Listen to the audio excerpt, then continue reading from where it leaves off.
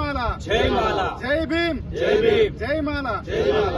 వ్యతిరేకిస్తున్నాం SC వర్గీకరణ bill governor గారు తెలపడాన్ని వ్యతిరేకిస్తున్నాం SC వర్గీకరణ బిల్లు గవర్నర్ గారు ఉస్మానియా యూనివర్సిటీ ఆర్ట్స్ కాలేజ్ వేదికగా తెలంగాణ రాష్ట్రంలో కాంగ్రెస్ పార్టీ మాలలకు చేసిన అన్యాయం పైన మేము ఖచ్చితంగా పోరాటానికి సిద్ధమవుతా ఉన్నాం. ఈరోజు నిన్నటి రోజున తెలంగాణ రాష్ట్ర గవర్నర్ గారు ఎస్సీ వర్గీకరణ బిల్లుకు ఆమోదం తెలుపుతూ ఎటువంటి రాజ్యాంగబద్ధమైన ఒక పదవిలో ఉండి రివ్యూ చేసే అధికారం ఉన్నా కూడా ఆ బిల్లు పైన ఎటువంటి రివ్యూ చేసే అధికారాన్ని ఉన్నా కూడా రివ్యూ చేయలేకపోవడం, రాష్ట్రపతి యొక్క సలహాలు తీసుకోకపోవడం, దీనిపైన ఖచ్చితంగా మేము దాన్ని నిరసిస్తా ఉన్నాం.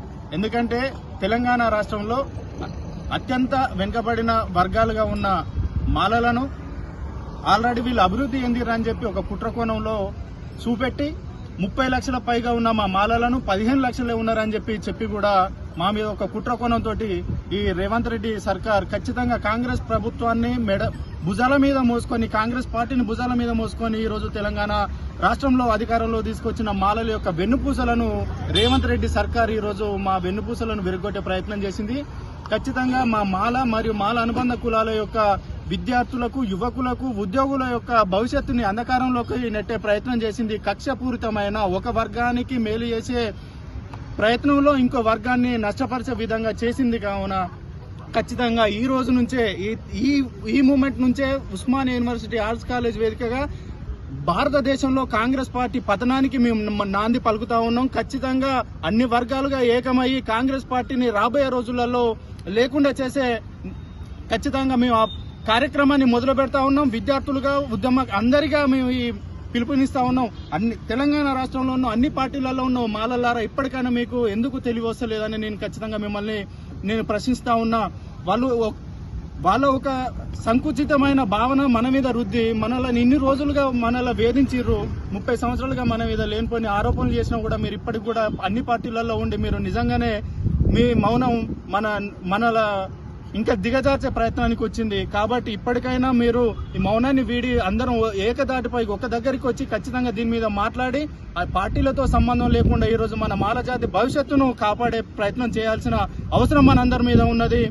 ఇంకొకటి ఏంటంటే ఈ రేవంత్ రెడ్డి గారు మాలలకు వ్యతిరేకంగా ఉన్నారు. ఎందుకంటే తెలంగాణ రాష్ట్రంలో కాంగ్రెస్ పార్టీకి మరియు మాలలకు ఒక రాసపుండు లెక్క మా రేవంత్ రెడ్డి తయారైండు. ఖచ్చితంగా మా మాలల యొక్క భవిష్యత్తును అభివృద్ధికి పట్టిన ఒక రాజపుండు. ఖచ్చితంగా రాబోయే రోజులలో ఆ రాజపుండును మేము ఎట్లా తొలగించుకోవాలో మాకు తెలుసు. మా సత్తానేందో రాబోయే రోజులలో చూపెడతాం. ఈ కాంగ్రెస్ పార్టీకి ఖచ్చితంగా మేము హెచ్చరిస్తా ఉన్నాం. తెలంగాణలో ఉన్న మాలల్లారా, ఇప్పటికైనా ఉద్యోగులారా, విద్యార్థులారా, యువకులారా, మీరందరూ ఇప్పుడు ఖచ్చితంగా ఏకం కావాల్సిన అవసరం మనందరిపైన ఉన్నది. ఇది మన భవిష్యత్తును అంధకారం చేసే రోజు. ఈ రోజు చీకటి రోజు.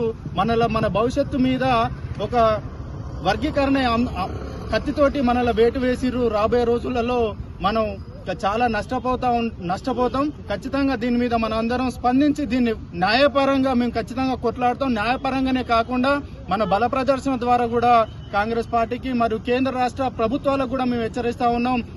మీరు సత్వరంగా దీని మీద మళ్ళొక్కసారి ఎస్సీ వర్గీకరణ అంశాన్ని పునరాలోచించి ఈ వర్గీకరణ అంశాన్ని తొందరగా దీన్ని తేల్చాల్సిన అవసరం, బాధ్యత కూడా మీ మీద ఉన్నది. కేంద్రంలో నరేంద్ర మోడీ గారు మొదలుపెట్టి ఇక్కడ రేవంత్ రెడ్డి గారు మాలల పతనానికి ఖచ్చితంగా కారణమయ్యారు. రాబోయే రోజులలో మాత్రం ఈ సమస్యకు ఎంత తొందరగా మీరు పులిస్టాప్ పెడితే అంత బాగుంటుంది. లేకపోతే మాత్రం మీ మాలలందరూ ఒక ప్రత్యామ్నాయంగా ఏర్పడి మీ రెండు పార్టీలను బొందబెట్టే కార్యక్రమంలో మేము ఖచ్చితంగా ముందుంటామని చెప్పి మేము హెచ్చరిస్తా ఉన్నాం.